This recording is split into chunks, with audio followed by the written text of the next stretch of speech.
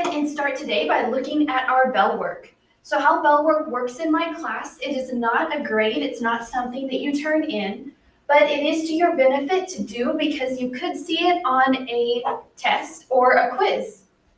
So for bell work, all you need is a piece of notebook paper.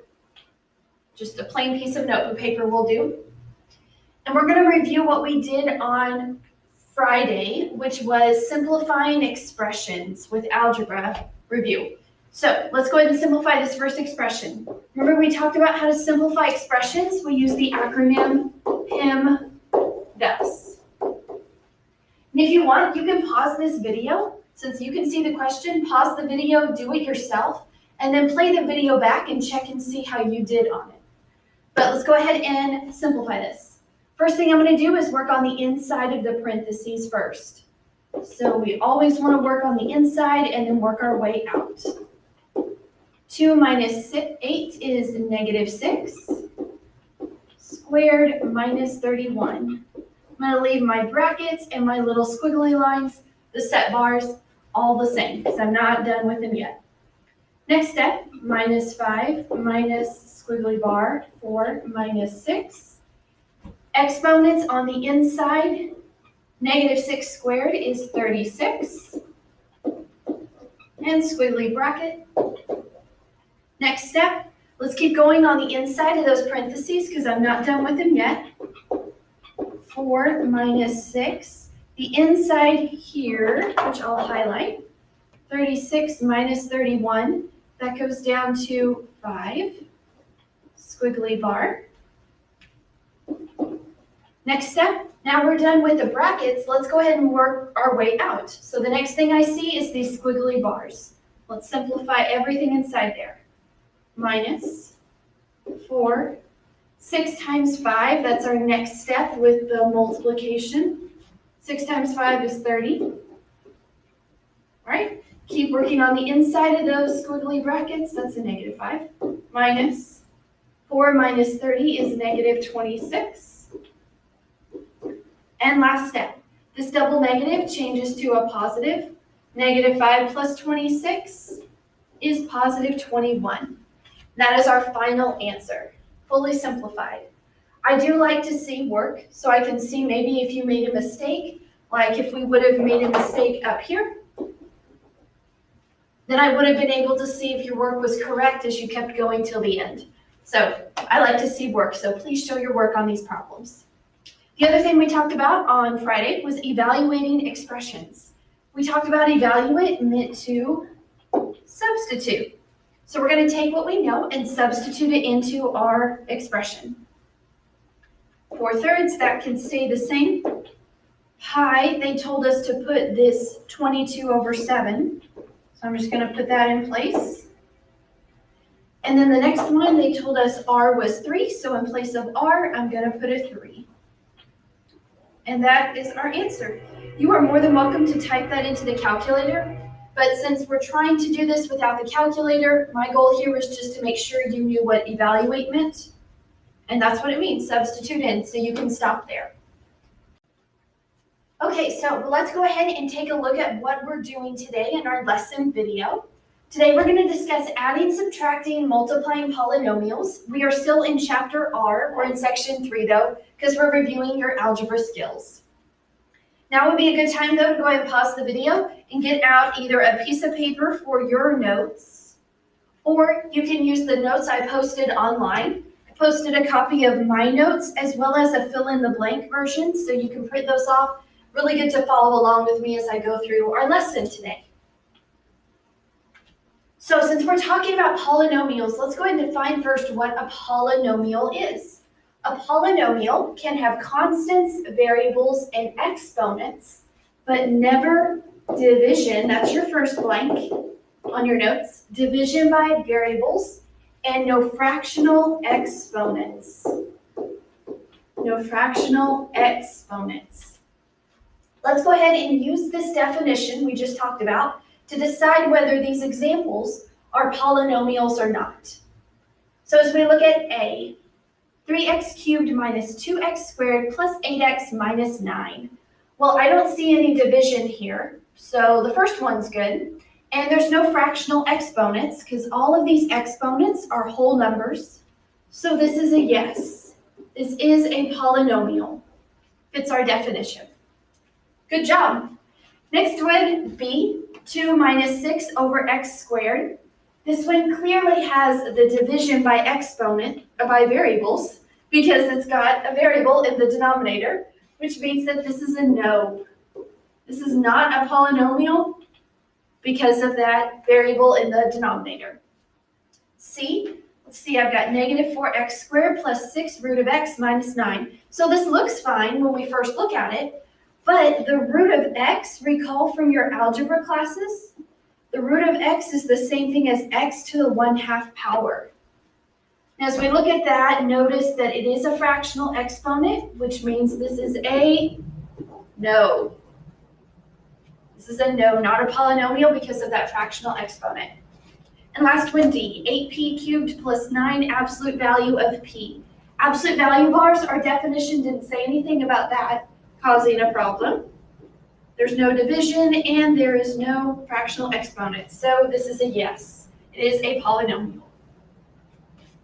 Okay, let's go ahead and try some operations with these. When we are adding and subtracting polynomials, that is called combining like terms. Recall from your algebra classes, like terms have the same variable or letter. So those must be the same, and they must be raised to the same power or exponent. So the same variable, same power, we can combine them together. So let's do example E. As we go through these examples, it's also a good idea for you to pause the video and try them on your own once you feel comfortable, then play this video back and see how you did on those. So on E, see, we're looking for things that have the same variable raised to the same power. Well, these both have p to the 7th, so I can combine them. Negative 8 plus 2 is negative 6, p to the 7th. Those are like terms. Next one, p to the 4th. Here and p to the 4th in the next one, I can combine those together. Negative 4 plus 6 is positive 2, p to the 4th. Okay? Then I see p squared. Well, I don't have a p squared to combine over in this other parenthesis, so I'm just going to drop that straight down, p squared. Same thing with 2p. So I look across my expression, I don't see anything that just has a p, so I'm just going to leave 2p where it is. And then minus 5, my constant, there's nothing else that does not have a letter with it, so I'm just going to drop down that minus 5 there as well. And that is our simplified polynomial. Okay, so this next problem I wanted to do with you guys because it's very similar to what's on your homework, and it's kind of tricky in the wording. So subtract this expression, so the red expression, from the green expression. Okay, so we're taking the red and pulling it out from the green. So I'm going to write the green first, plus 3x cubed y minus 6. And then I'm going to subtract the red.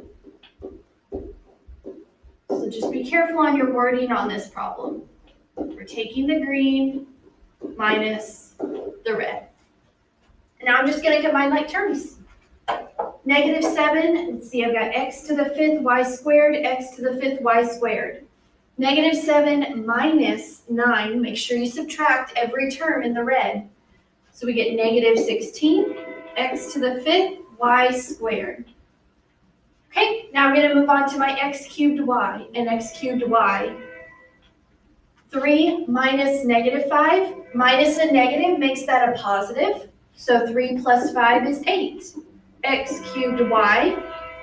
Then next, I'm going to look at my 4x, and I've got just an x there, but I have to subtract it. So that becomes a minus 4x. Then my constants, I can combine those. Negative 6 minus negative 3, which is like adding 3, makes this a negative 3. And that is our fully simplified polynomial. We know it's simplified because we can't do anything else. We can't combine anything. We can't add or subtract any terms together. Alrighty, let's try one other one that's a little bit more complicated just because we've got fractions, but we can do it. We're mathematicians, we can handle fractions. So let's go ahead and start by seeing there's really no like terms I can find yet, but let's go ahead and simplify and see if we can. So using what we know about PEMDAS, remember P stands for parentheses, very good. So we're going to take 4 and distribute it through my parentheses. 32 minus 20x.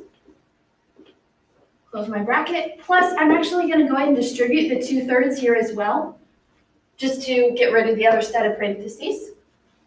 2 times 6 is 12, divided by 3 is 4, x squared. Minus 2 times 9 is 18, divided by 3 is 6, x. Remember multiplying fractions? You multiply the top and you multiply the bottom, just straight across. Okay, we're almost done. We need to get rid of these brackets, and how I'm going to do that is I'm going to distribute my negative on through all of those parentheses, or brackets, everything inside the brackets. So negative 3x squared minus 32 plus 20x. And now my brackets are gone. So my last step is going to be combine like terms. And I like to start with the highest exponent first, just so that this is written in standard form when I simplify it. Negative 3 plus 4 is 1x squared. Then combine my x's. It looks like I've got 20x and minus 6x. 20 minus 6 is 14x. Combine those together. And last is my constants. 13 minus 32. 13 minus 32, if we get negative 19, yes. I had to think a minute. Negative 19. Okay, now that we've done an example with adding and subtracting polynomials, let's do some with multiplying. How we multiply polynomials is using what's known as the distributive property. You learned about this in middle school. But distributive property allows us to multiply two polynomials together. So the way we multiply these terms, 4x plus 5 and 9x minus 7, so there is a special acronym that you can use to multiply these. And it's called F-O-I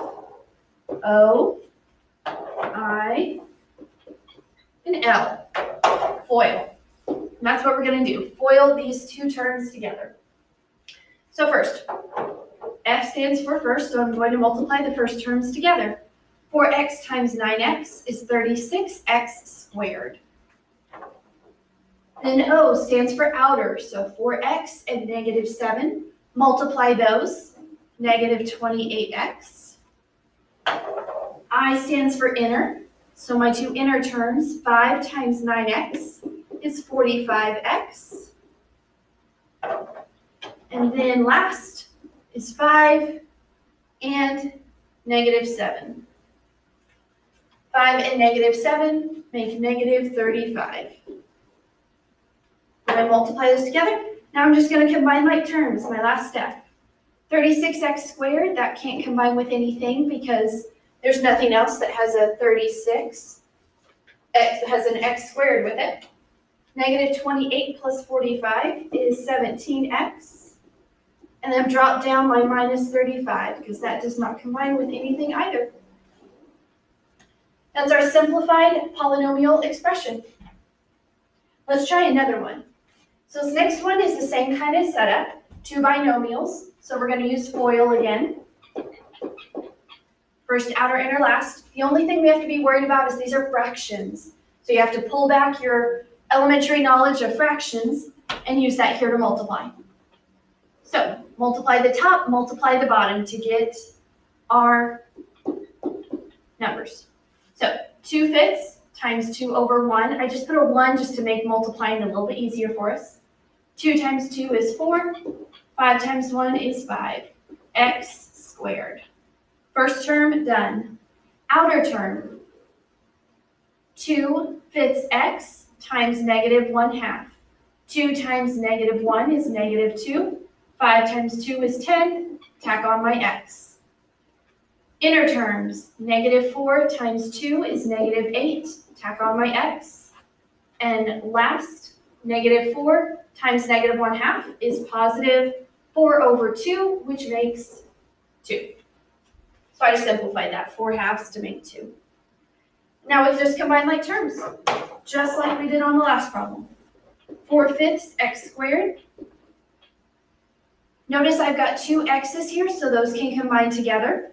The only issue is that you can only combine fractions, like add or subtract them, when they have the same denominator. So I've got to make these have the same bottom denominator. And I'm going to do that by just multiplying. 10 times 1 is 10. Well, this already has a 10 to start with, so I'm going to leave the 2 on top. Since I'm changing this denominator to 10 by multiplying it by 10, I'm going to multiply the top by 10 to get 80.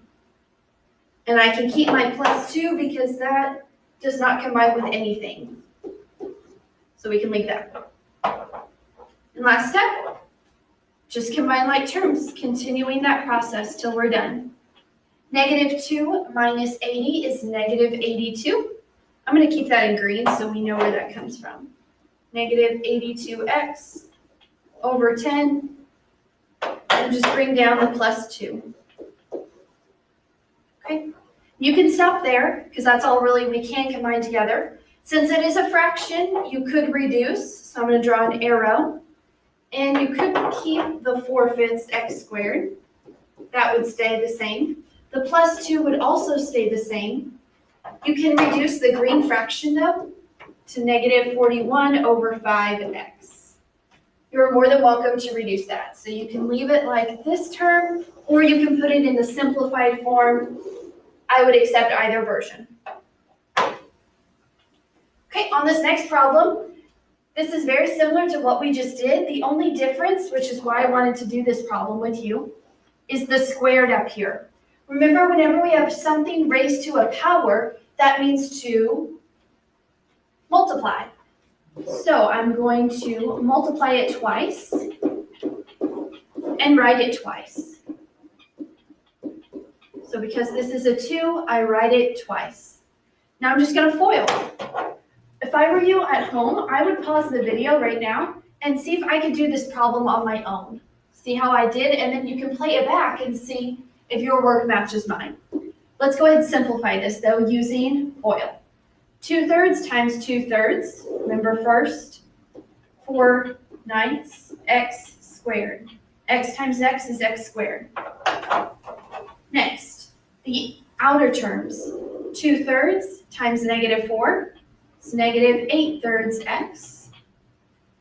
Then I'm going to do my two inner terms. Negative 4 times 2 is negative 8/3 x. And then I'm going to do my last term. Negative 4 times negative 4 is 16. Now our last step is just combining those like terms together. 4/9 x squared, that can't reduce, so I'm just going to leave it. And it can't combine with anything, so I'm just going to leave it where it is.